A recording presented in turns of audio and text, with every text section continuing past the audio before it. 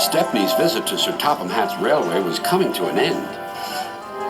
"We shall miss you," said Sir Topham Hatt. Then he turned his attention to all the other engines. "My railway is very busy, and I'm pleased with you, but you need help. A diesel is all that's available.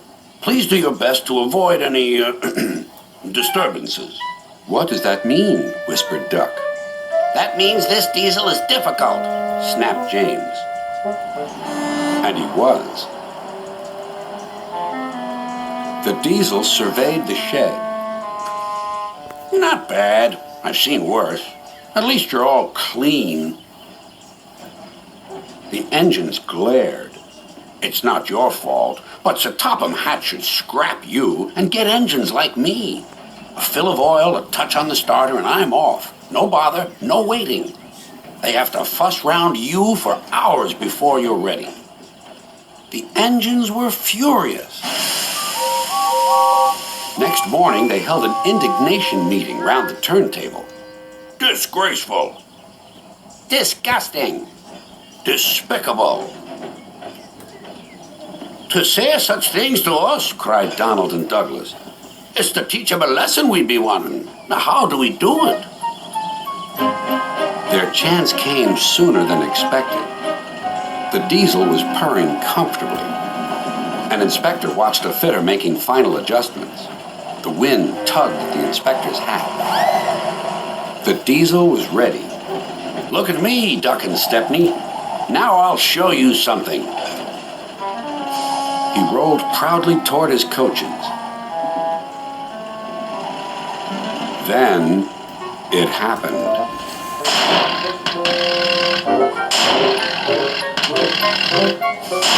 Shaking and spluttering, the diesel stopped. Meanwhile, the inspector was looking for his hat. The diesel seethed with fury as Duck and Stepney pushed him back to the shed. "My hat!" exclaimed the inspector. "You've sucked it through your air intake." "Bother your hat. The heavy train's due out. You'll have to take it, Duck. Stepney, will you help, please?" "Thank you, sir," cried Stepney. "I'd like a good long run on my last day." The engines were soon ready. "Gordon will take over from halfway, so get the train to there. Good luck." "Don't worry," smiled Stepney. "We'll get there, and be early, too." The cavalcade moved carefully over the rails and out to the open line. "Now for a sprint," puffed Stepney. "I'm ready when you are," replied Duck. Soon they were whizzing through Edward Station. And next they charged at Gordon's Hill beyond.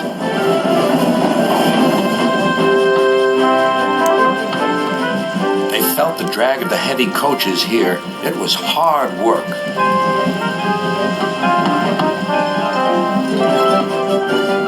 At last they were running smoothly along the line toward the big station.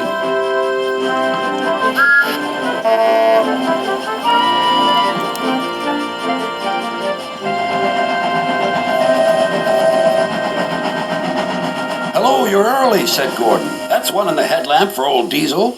James says he's sick as boiler sludge and sulking in the shed.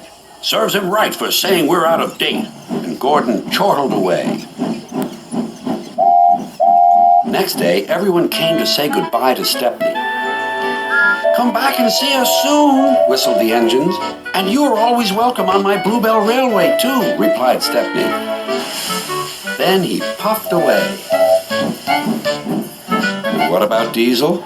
He'd slipped out while no one was looking. But he left two things behind: a rather nasty smell and a battered bowler hat.